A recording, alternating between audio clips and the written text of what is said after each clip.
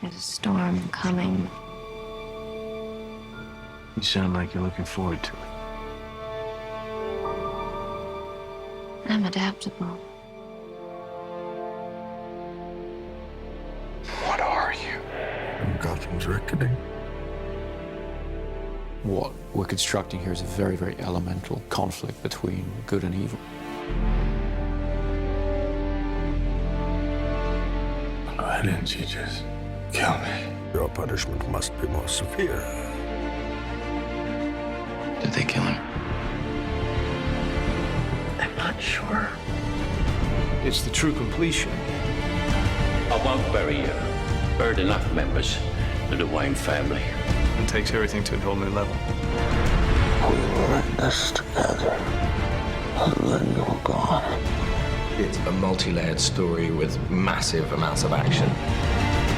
The Batman has to come back. Chris was able to amp up the stakes for this last movie and really take it to places that I don't think anyone's expecting. What if he doesn't exist anymore? She must.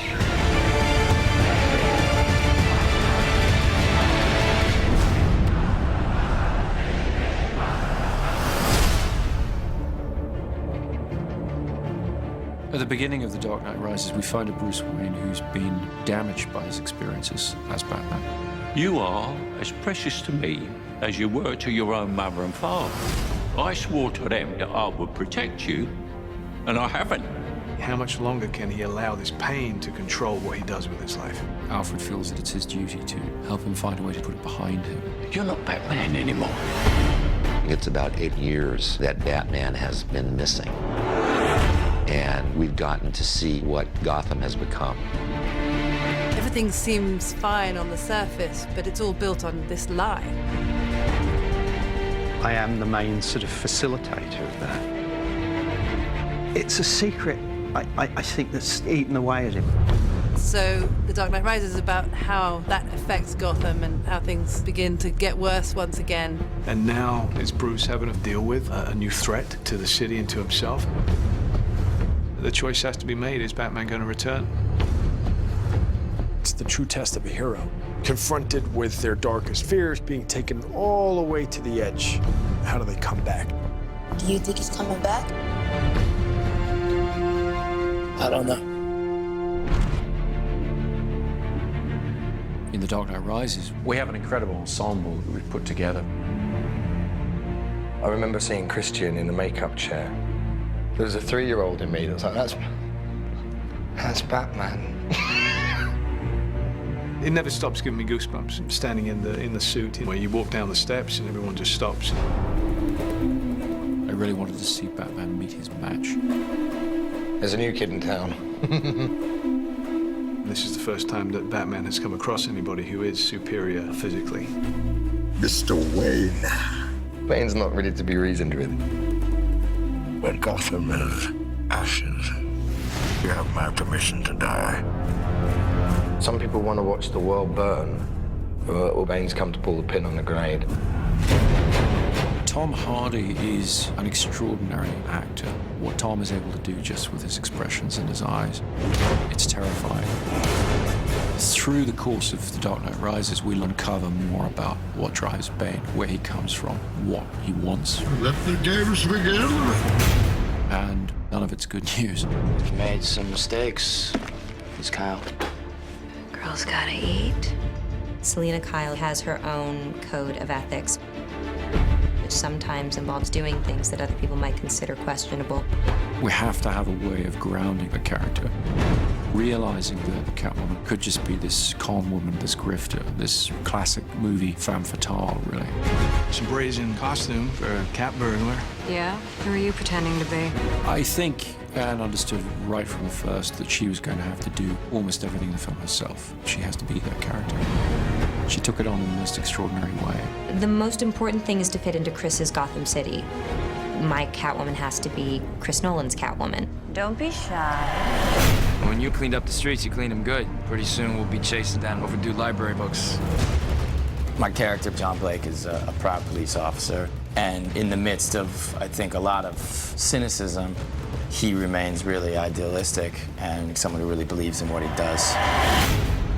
We have a new character played by Marion Cotillard, Miranda Tate, a member of the Wayne Enterprises board, and she's trying to pull him out of his shell and get him back into the world. Don't worry, Master Wayne. Takes a little time to get back in the swing of things. Alfred, as played by Michael Caine, has always been the emotional heart of these movies. You know what Alfred is? He is us in this incredible world. He's not tough like all the others.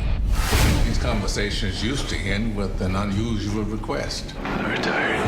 I would say Lucius is the brains. Yes, Mr. Wayne, it does come in black. But he also has grown to have a great fondness for Bruce.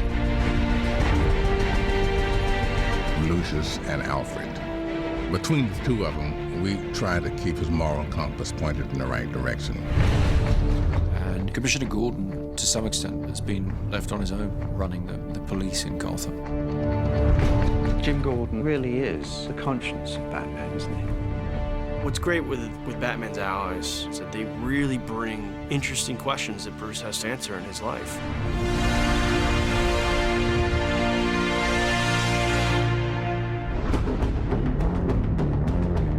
Chris has always had such a strong sense of spectacle, with this good human story to it as well. He turns those big action movies into something very intimate and emotional. You feel very close to all those people.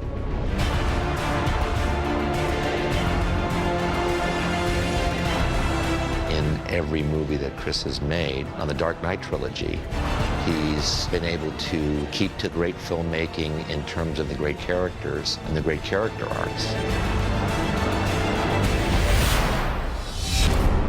He creates whole worlds that you really can get lost in.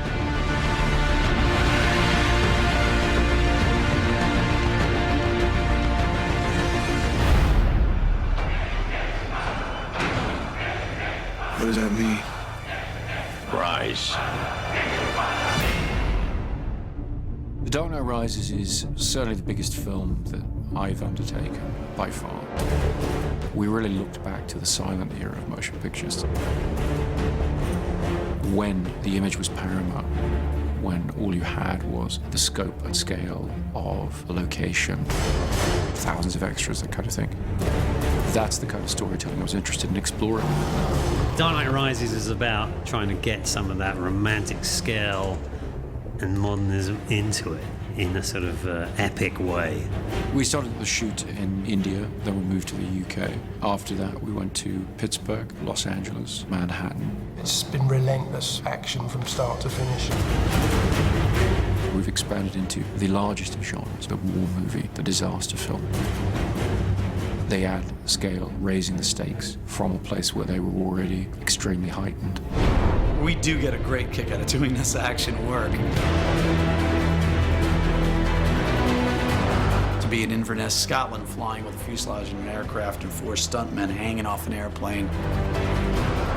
With Chris Nolan, as much as we can physically do inside of that lens is where he would like to go. We had them on the outside of the aircraft, shooting through the windows, and it was a big thing to come together. It has this wow factor. We're back at Carlington, which is this large hangar. You okay? Yep. A lot of the film takes place underground. So we've built a Gotham sewer system and we're pumping an enormous amount of water around it. We wanted to fulfill the promise of Batman Begins, which is that Wayne Manor will be rebuilt exactly as it was, but that the Batcave will be expanded and brought forward technologically. My mother warned me about getting into cars with strange men. This isn't a car.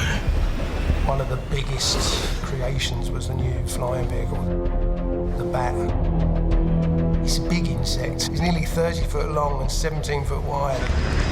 It needs to travel very fast up roads. It needs to climb up over buildings. Chris Corbould and Chris's designs are just phenomenal. It's a wonderful new gadget. We have a big stadium that we have to blow up. The Pittsburgh Steelers have kindly allowed us their stadium. We had almost 11,000 people turn up for one day's shooting to play fans of the Gotham Rogues. The biggest challenge is just the sheer scale of the operation that's going on. You know, we've got thousands of people in the stands, we've got multiple cameras, IMAX cameras. This is probably going to be one of the biggest, most demanding visual effects sequences in the film.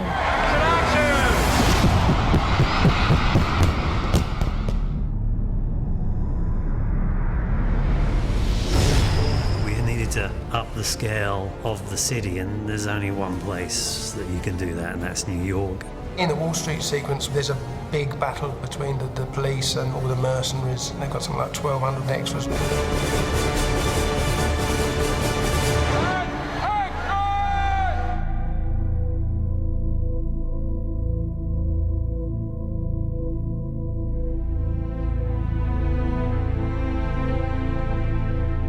Chris really did want to shoot everything as real as possible, so there's no visual effects enhancing the amount of people that are in that scene.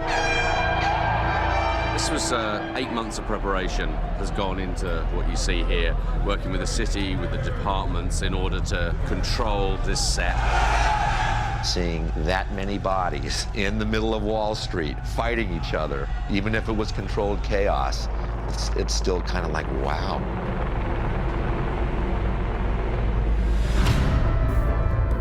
People of Gotham, we have not abandoned you. What does that mean? It means we're on our own. This is certainly the biggest movie that I've ever worked on. But then emotionally, it feels like something that a lot of people can tap into. It's wonderful. It kind of brings things full circle. You see only one end to your journey. Sometimes a man rises from the darkness. Every great story deserves a great ending, and we've really tried to be true to that. The Dark Knight Rises is our attempt to give that great story its great ending. We will destroy Gotham.